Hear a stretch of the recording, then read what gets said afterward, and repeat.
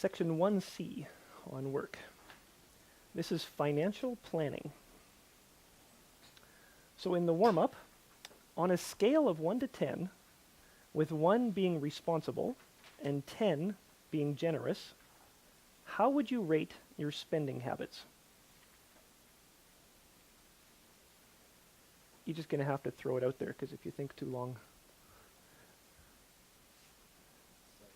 7, 6, 4, couple more. 1 is responsible, 10 is generous. How do you spend money? Responsibly or generously?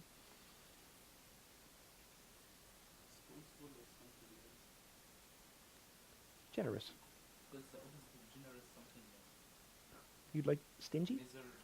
Miserably? Okay, you're getting into the next part. How do you feel about your score? Do you like being skewed off to one side? Would you rather be a 5 or a 10? Balanced? 5 would have been great. Yeah. Anybody else? I think it depends on how much money I have. Hmm. If I have more, I would be more generous. Mm-hmm. Yeah. Everybody says this. Everybody says that. Okay. Number 2. Would you describe yourself as more content but lazy, or more ambitious but greedy? You could use the words content and ambitious, because no one's going to use lazy and greedy. So do you feel more content or ambitious?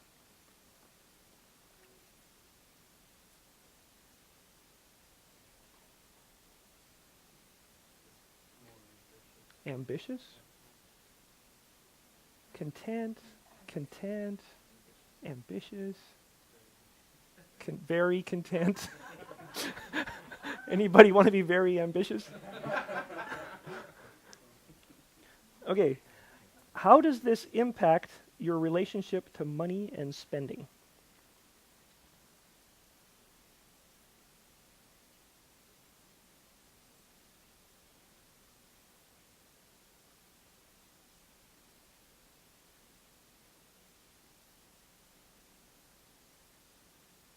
I want to spend money on things that make money. Investments. Right. Spend money on your ambitions. Hmm. What is a content person thinking?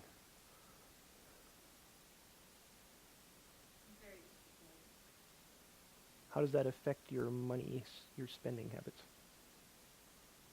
Just I spend it where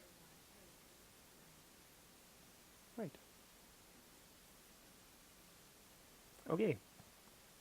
Number 3, in the table below, list the items you purchased in each of your last 5 sales receipts.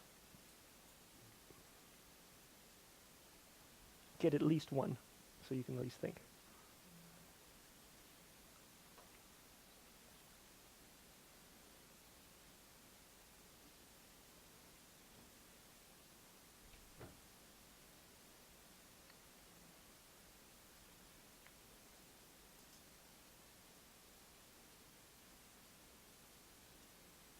It doesn't have to be exact.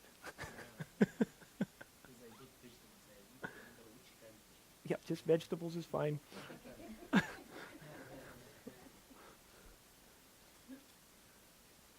Tell me when somebody's got 5. Anybody got 5 yet?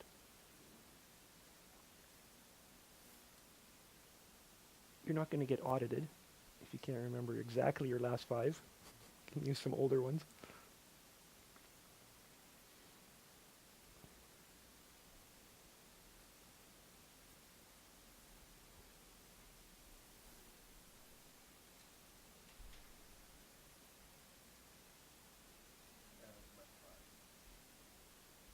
Anybody have less than 2?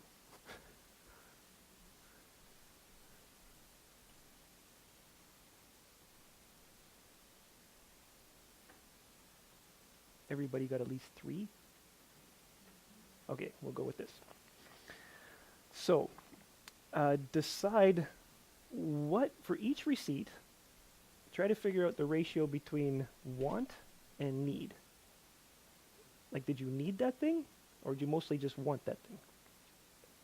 So, for example, if receipt 1 was $100, and half of it was kind of you just wanted it, and half of it was you actually needed it, then you put $50 in each column. If I purchase something that I need and my friend needs, should be need or want? I would do the same thing. If your friend just wanted it, then it'd be want. If your friend needed it, then it'd be need.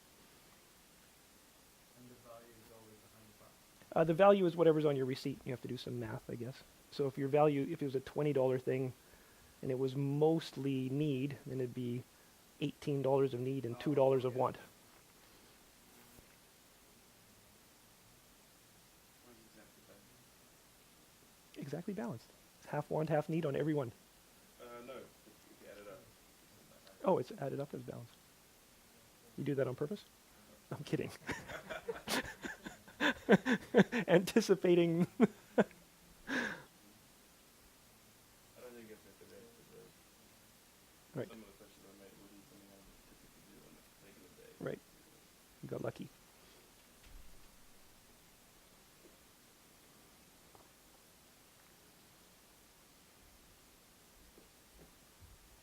Okay, if you're done, you can add them up like Drian did.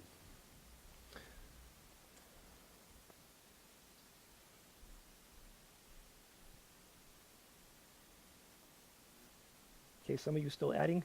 And then for the people who finished, what do these totals tell you about your spending habits? Well, yours are balanced this week. Anybody else? You buy a lot of groceries. The need column was pretty high. Uh-huh. Not a lot of chocolate bars. Forgot the chocolate bars. Do you have to split that out? Because using the grocery category, you can sneak in chocolate bars. How about the sun? You might have to break down groceries.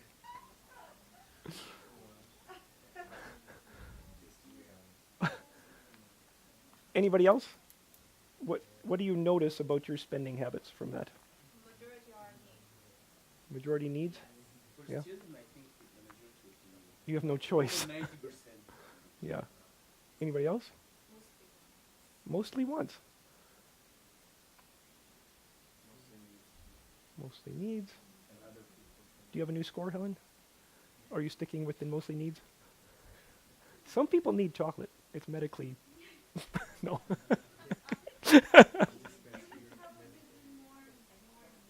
More need. Okay, number 4. On your own, rate your top 5 financial priorities, with number 1 being the highest. So next to those little boxes, start with 1, 2. You kind of have to just do it intuitively. If you think too much, we'll be here for half an hour. So just kind of go with it, what comes into your head.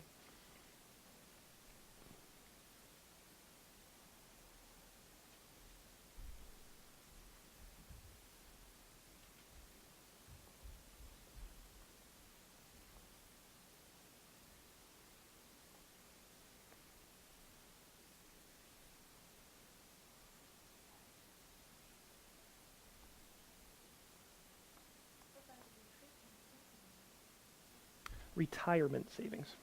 Yeah.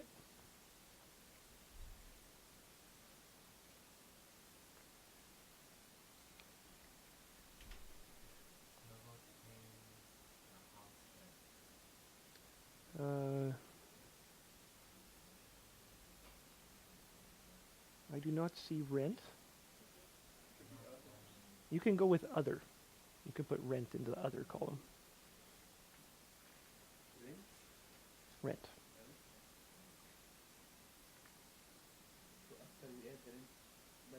really change? Yeah, make rent 0 then. That's obviously the top one. What do you mean why babies like principal What do you mean, raise a family? like our kids or Yeah, your kids.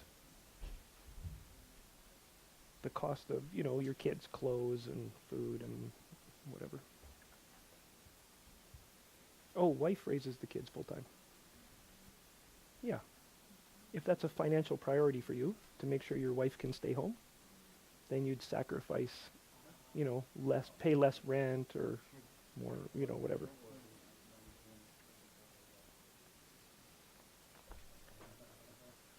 Has anybody done their top 5?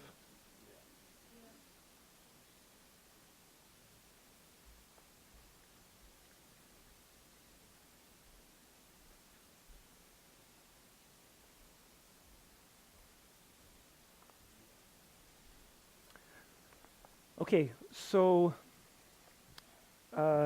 discuss what costs will be required to fulfill your plans, and more importantly, how does this impact your spending today? Like, how do your priorities impact how you spent money this week?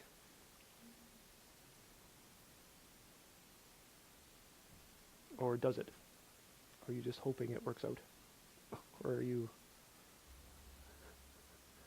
you spending in line with your priorities?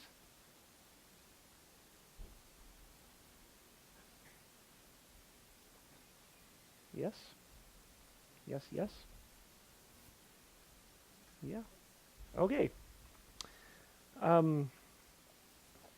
just before you get religious, obviously purchasing something you want is okay, right? It's not better just to purchase everything you need. So,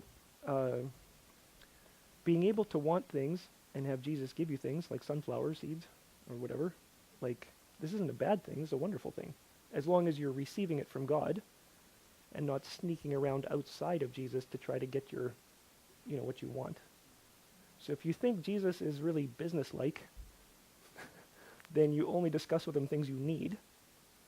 If you think Jesus loves you, you would also discuss with him things you want. Right? If Jesus loves you, he's going to give you things you just want. When we get to the end and we're on the streets paved of gold and we're living in the mansions, like, we didn't need that. Jesus just loves us. So the problem is not wanting or needing. The problem is being in Jesus or outside. So if you need something and you don't think Jesus is going to get it for you, and you go try to get it yourself, that's just as bad as you want something. You don't think Jesus is going to help you with it. You go get it yourself. You want to be in Jesus with what you need and what you want in a relationship with God. Does that make sense? So the problem's not need, want.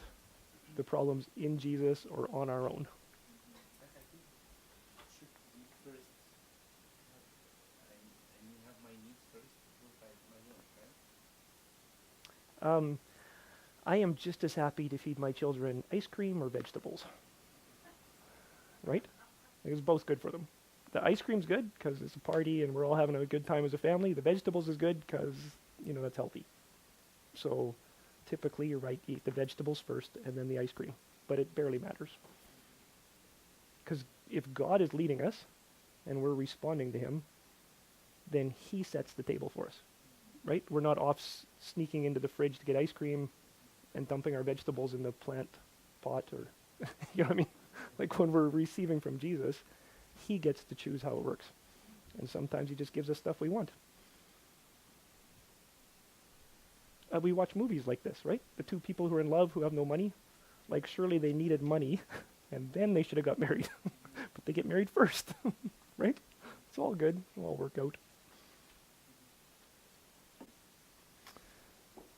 Okay, we are going into financial planning.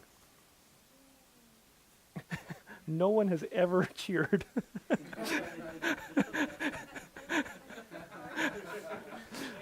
Okay, let me say, we're going into financial planning. Okay, there are 4 main steps to developing a financial plan and could take 2 years to implement. Okay, so I got to say this is one model of financial planning, which I am about to teach with enthusiasm. There's going to be other models. It's just a model. Okay, so first step is to record reality. So we fall into financial difficulty when we do not know where our money is going. When people start tracking how they're spending money, they're often surprised by how inaccurate their perception was, their feelings were about where the money was going compared to where it's actually going.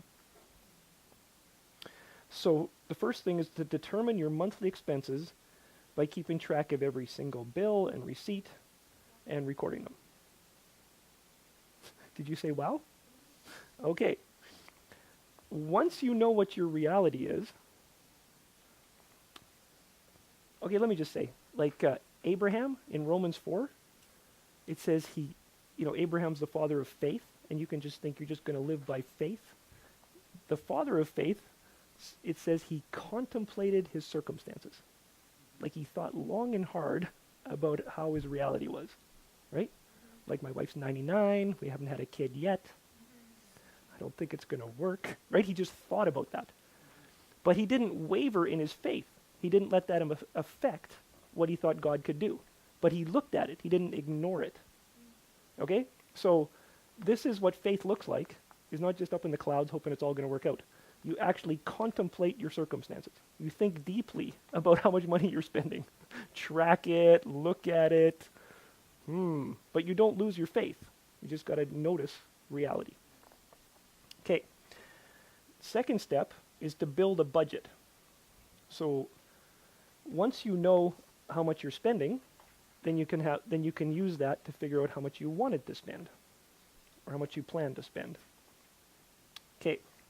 3 main types of expenses, which we're calling debts, goals, and spending. So debts are the kind of bills that you're required to pay. So you're indebted to someone. So this is rent, mortgage, taxes, loans, credit cards, alimony, tithes. The main way to experience financial freedom is to get out of bad debt. Goals are those priorities that we prayerfully create. Savings, offerings, debt reduction. So these are spiritual decisions. The ultimate goal is to crucify the flesh and advance God's kingdom. And these are reflections of that. So one of our goals must be savings, because we fall into financial trouble largely because of unexpected expenses. So if you have a savings account, even if you have debt, then when the expense comes, you have a way to cover it. Think of savings like a bucket. So first you fill up the bucket, and when an unplanned or unexpected expense empties the bucket, then you refill it again so you're ready for the next one. And spending is the discretionary part of our expenses. Utilities, groceries, education, appearance, furnishings, or one-time purchases like a computer or furniture, transportation, entertainment, movies, restaurants, insurance, gifts, and personal spending like books or music. So these are the things, obviously you have to buy some groceries, but you can decide, how much you're going to spend. It's not set for you like rent. Subtract your debts and goals from your income, and this is what's left for spending. Okay, next, once you've looked at your reality and you've set your budget, the next thing to do is to implement this and improve on it. So the key to any money management system is simple. You keep spending below your income. You refuse to overspend. This requires faith, worship, and commitment. An effective money management system is the envelope system. Put the amount of money allocated for each budget area into separate envelopes, and then stop spending when the envelope is empty. So once a month, you're going to put the things in an envelope, and at the end of the month, or if it happens before the end of the month and the envelope's empty, that's the end of the spending. And when the money's left over at the end of the month, you add that to your savings. Any budget requires prayerful, ongoing examination of spending and income. The aim of revisions is not to spend more, but to keep moving towards your goals. The only way to achieve our goals is to reduce debts and spending or increase income. It's unrealistic to cut out all your wants. We always need to be able to give and receive. But it is right to prioritize our spending. Financial planning is an opportunity to advance God's kingdom in a deliberate and faith-filled manner.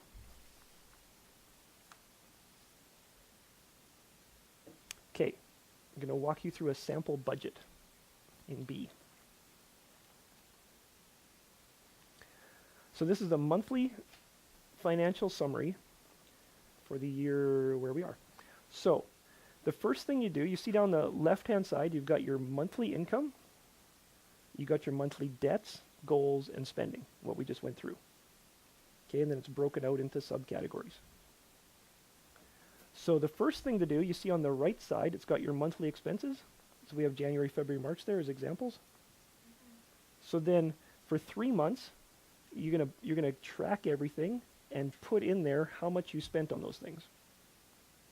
So then you should be able to see, like under transportation or groceries or something, you'll see a different amount for each of those 3 months, but you'll get the idea of how much you usually spend. It's making sense? And then you can make a budget. Once you kind of have a baseline of how much you're spending, you can make a budget of how much you'd like to spend. Then, step 3 is you implement. You can use the envelopes and you can start spending according to your budget and not overspending.